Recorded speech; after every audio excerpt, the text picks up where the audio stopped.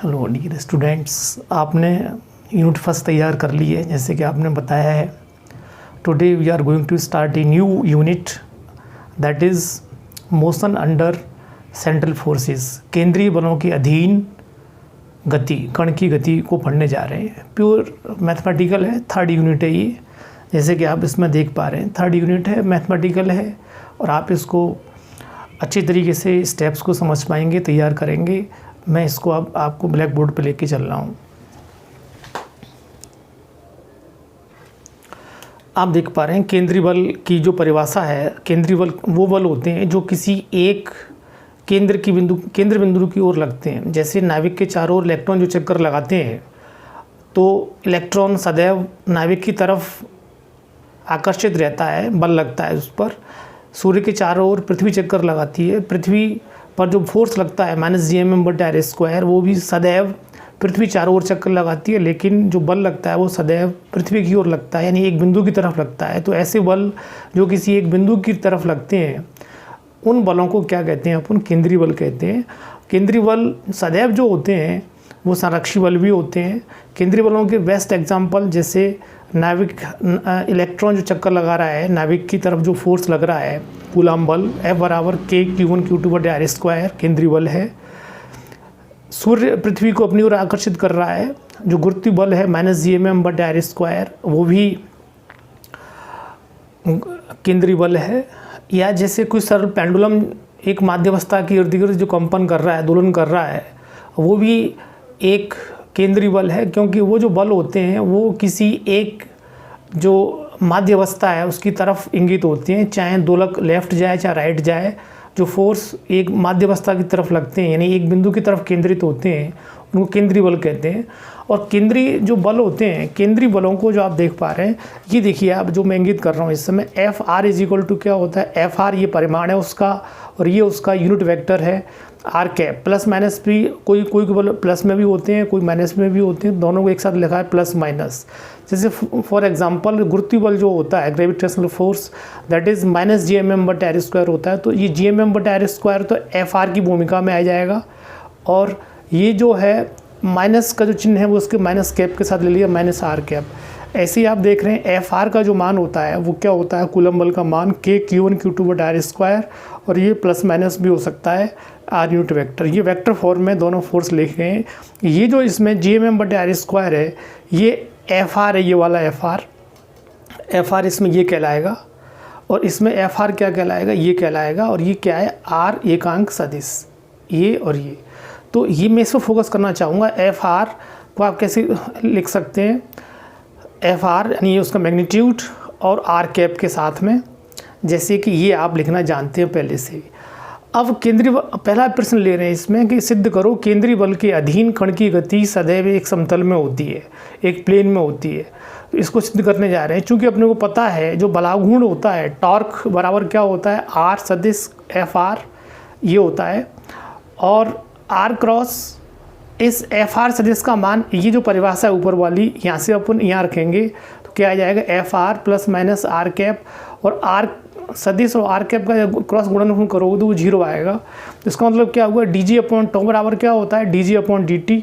dg/dt का मान क्या हो गया? 0। और j का मान क्या हो गया? नियत। लेकिन j बराबर क्या होता है? r×p, यानी r×v। और j की दिशा क्या हो गई? r और v जिस तल में है उसके लंबवत हो गई, तो j की दिशा नियत हो गई। सदैव r की कैसे होगी? लंबवत तल में हो गई, और j का मान क्या हो गया? नियत हो गया। अतः r का तल भी क्या होगा? नियत होगा। तो ये पहली सिद्ध करने के लिए अपने पास ये आ गई। दूसरी जो सिद्ध करने के लिए आता है एग्जाम में, सिद्ध करो, प्रूव दैट केंद्रीय बल के अधीन कण की गति के समीकरण निम्न होंगे, या कण की गति के समीकरणों को प्राप्त करो। इनको अब प्राप्त करने जा रहे हैं। तो आपको पता है कि केंद्रीय बल के अधीन जब कण गति करता है, जैसे P एक कण है, ये गतिशील है, माना इसके कोऑर्डिनेट्स क्या हैं? XY हैं कार्टेशियन कोऑर्डिनेट सिस्टम में। पोलर में इसके r θ है, r ये दूरी हो गई, θ ये कोण हो गया, x एक्सिस है, ये y है, ये x ये y। तो आपको जैसे पता है x क्या हो जाएगा? x r cos θ, y r sin θ। Clear. अब आपको क्या करना है, सिंपली यहाँ पर जो भी सब मैं आपको बताने जा रहा हूँ वो सिर्फ केवल आप इसका टी के सापेक्ष आपको करेंगे dx/dt, इसका किसका x का। पहले r को रोक लेंगे, एक फलन मान लेंगे cos थीटा को दूसरा फलन मान लेंगे dr/dt cos थीटा, फिर cos का करेंगे तो क्या बन जाएगा ये -r sin थीटा dθ/dt। ऐसे ही y का करेंगे तो क्या बन जाएगा dr/dt sin थीटा, साइन का करेंगे cos हो जाएगा और थीटा का करेंगे तो क्या हो जाएगा dθ/dt।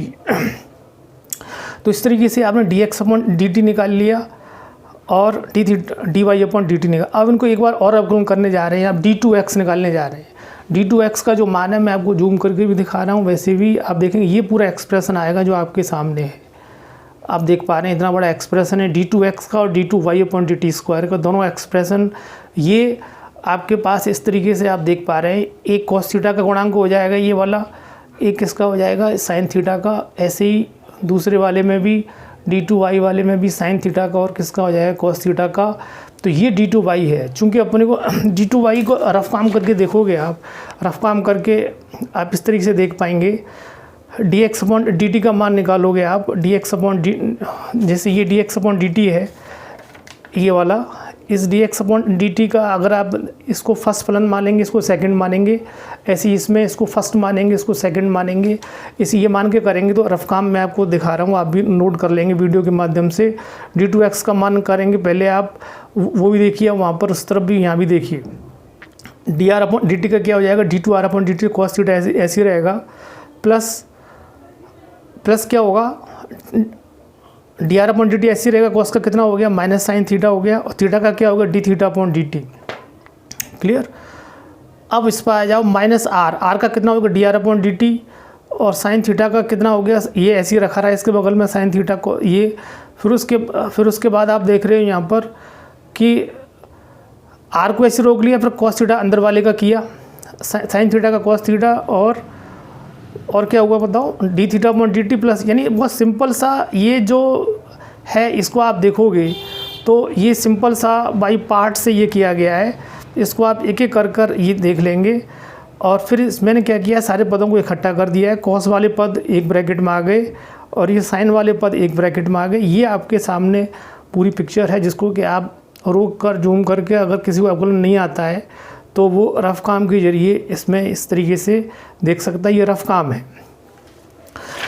मीनिंग क्या हुआ, ये d2x आ गया अपने पास, ये d2y आ गया, ये दोनों पद आ गए, आप देख पा रहे हैं यहाँ पर। और इसको आप अभ्यास कर लेंगे अलग से, जैसे मैंने बताया था आपको, इन दोनों को मान निकाल लोगे। ये मान निकालने के बाद आप जो अब आ रहे हैं, किसी कण का जो त्वरण होता है, एक्सेलरेशन जो होता है, a इज इक्वल टू क्या होता है i/d2x/dt² plus j cap d2y/dt²। Clear. ये a का मान होता है, एक्सेलरेशन का मान, यानी x और y की फॉर्म में। तो d2x का मान ऊपर वाला, ये d2y का मान, ये मान कहाँ रखने जा रहे हैं अपन, यहाँ पर रखने जा रहे हैं और यहाँ रखने जा रहे हैं।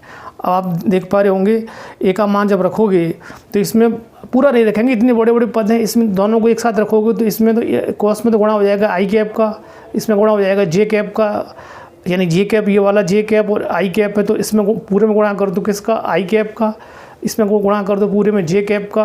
फिर ये दोनों पद कॉमन आ जाएंगे, इसलिए एक साथ लिखें ये और ये। तो क्या बचेगा यहाँ पर i cap cos theta plus j cap sin theta, कौन सा, ये वाला, प्लस ये दोनों पद कॉमन आ गए इसमें क्या बचेगा यहाँ पर i sin theta plus j cos theta, और ये कॉमन आ गए यहाँ पर। क्लियर। तो ये कॉमन आने के बाद यहाँ पर जो देख रहे हो आप, इसको तो अपन क्या कह रहे हैं, इस वाले पद को कह रहे हैं AR, तरजीह घटक रेडियल कंपोनेंट। इसे क्या बोल रहे हैं आर कैप। इसे क्या बोलेंगे अपन, इस वाले पद को क्या बोल रहे हैं ए थीटा, ये लिख दिया ए थीटा। और इस वाले पद को क्या लिख रहे हैं अपन यहाँ पर थीटा, थीटा कैप, मतलब ये लिख दिया। तो ये ए का मान आ गया आपके पास। ठीक है। ए का मान आने के बाद आप क्या देख रहे हो यहाँ पर, ये ए आर ये आ गया। और चूँकि अपन जानते हैं फोर्स बराबर क्या होता है एम ए, एफ आर बराबर ए बराबर क्या, A R R plus A theta theta, यानी ये वाला मान यहाँ लग दिया। और इसको अगर अब चूँकि केंद्रीय बल की जो परिभाषा है उसके अनुसार एफ सदिश आर बराबर क्या होता है, एफ आर परिमाण इंटू आर कैप प्लस ये आप देख रहे हो ये, यानी इसको आप ऐसे भी लिख सकते हैं कि ये जो मान है ये थीटा कंपोनेंट इसमें जीरो है, तो जीरो लिख के दिखा दिया आपने, ये आ गया।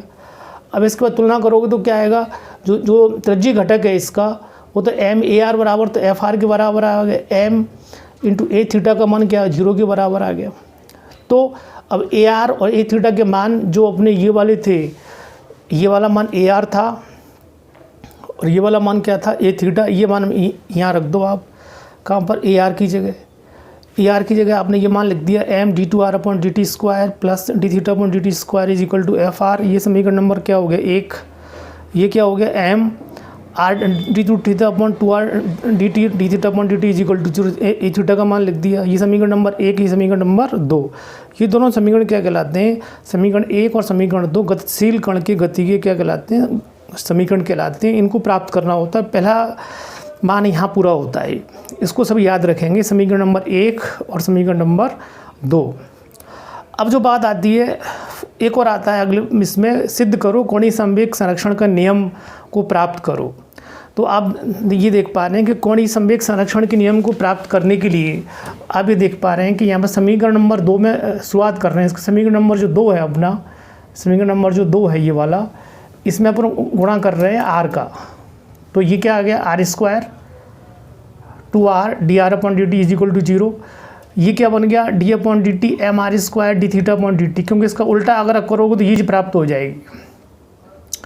यानी ये समीकरण को आप ऐसे लिख सकते हैं इज इक्वल टू 0। और ये जो समीकरण एम आर स्क्वायर क्या होता है, मोमेंट ऑफ इनर्शिया आई, ये ओमेगा हो गया, तो जे बराबर क्या आई ओमेगा होता है। तो ये इसको आपने पहचाना, ये क्या है एम आर स्क्वायर, ये चीज़ क्या है जे के बराबर है, तो D J upon D T बराबर क्या हो गया 0। यानी जे ये इसका इंटीग्रेट करेंगे तो और जे बराबर क्या आ जाएगा कांस्टेंट आ जाएगा। क्लियर, यानी कोणीय संवेग का मान क्या हो गया नियत हो गया। अब जो चीज़ देख रहे हो आप यहाँ पर समीकरण आगे बढ़ रहे हैं, समीकरण नंबर 3 में, यानी ये जो समीकरण नंबर 3 है आपका, ये समीकरण नंबर 3 है, इसमें दोनों ओर 1/2m का गुणा करते हैं। 1/2m का इसमें गुणा करोगे तो क्या होगा, नीचे 2 रह जाएगा, m से m कट जाएगा, यानी ये ठीक है। अब ये क्या बच गया डी अपॉन डी टी बराबर 0 है ये, तो इसका अब हाफ आर स्क्वायर इसका मान किसके बराबर हो जाएगा, कांस्टेंट के बराबर हो जाएगा। इसका इंटीग्रेशन करेंगे आप, इसमें से हट जाएगा डी अपॉन डी टी, यहाँ क्या आ जाएगा कांस्टेंट आ जाएगा। ये जो चीज़ है इसे क्या बोलते हैं डी अपॉन डी टी। कैसे, इस चीज़ को भी आप समझ सकते हैं अलग से।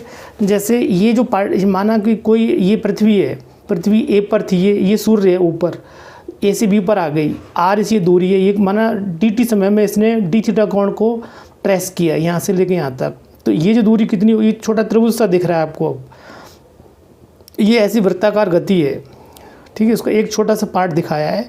तो ए से बी तक पृथ्वी जब जाएगी, आर इसकी दूरी हो गई, ये वाली जो दूरी हो गई आर डी थीटा हो गई, कोण बराबर चाप बटे त्रिज्या, ये दूरी आर डी थीटा हो गई।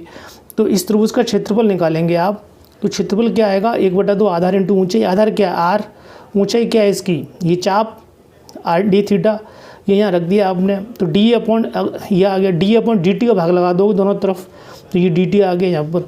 तो डी अपॉन डी टी इसके बराबर है ये आपको ये हिंट है इसकी। तो ये जो पद है ये वाला half R square D theta upon D T, ये किसके बराबर हो गया, यहाँ से पहचाने डी अपॉन डी टी बराबर कॉन्स्टेंट। तो यानी ये क्या है कि इस ग्रह के द्वारा ए से बी तक जाने में स्वैप्त क्षेत्रफल, प्रसर्पित क्षेत्रफल ए। तो यानी क्या हुआ, किसी ग्रह के द्वारा जो क्षेत्रफल बनाया जाता है, प्रसर्पित किया जाता है, स्वैप्त किया जाता है, वह क्षेत्रफल का मान नियत रहता है, दूरी यानी टाइम के साथ बदलता नहीं है। यहाँ से यहाँ तक जो समय लेगा, टी समय लेता है, तो उतनी समय में ये बराबर क्षेत्रफल तय करता है। D upon D T is equal to, ये केपलर का सेकंड लॉ भी कहलाता है, जैसे कि आपको पता हो। तो मैं ये समझता हूँ कि आपने ये इसमें केंद्रीय बल की परिभाषा, और जिसमें मैं जो फोकस कर रहा हूँ वो इस बात पर फोकस कर रहा हूँ, एक तो ये क्लियर, और एक इस पर ये पहली चीज़ ये आती है, सेकंड नंबर ये जो है इसको तैयार करेंगे। ये पूरा x बराबर यहाँ से लेकर ये मैथमेटिकल है, इन दोनों का मान करेंगे रफ काम पर, ठीक है, सापेक्ष निकालेंगे, और इनका मैंने रफ काम करके दिखाया। ये आप इस तरीके से d2x निकालेंगे, और d2x निकालने के बाद ये इस फॉर्मूले में रख देंगे आप यहाँ और यहाँ, तो ये a का मान आ जाएगा, एक को AR बोलेंगे आप, एक को क्या बोलेंगे a थीटा, और जल्दी से ये दो पद समीकरण नंबर 1 और समीकरण नंबर 2 आपके पास आ जाएंगे। ये इसका मुख्य काम हो गया। अब चौथा जो समीकरण है ये इसको आप करोगे, यानी सिद्ध करो कि किसी भी संरक्षी बल के क्षेत्र के अधीन कण के द्वारा स्वेप्ट क्षेत्रफल क्या होता है, नियत होता है, dA/dt = कांस्टेंट। तो इस तरीके से आप इसको तैयार कर लें अच्छी तरीके से। Thank you very much.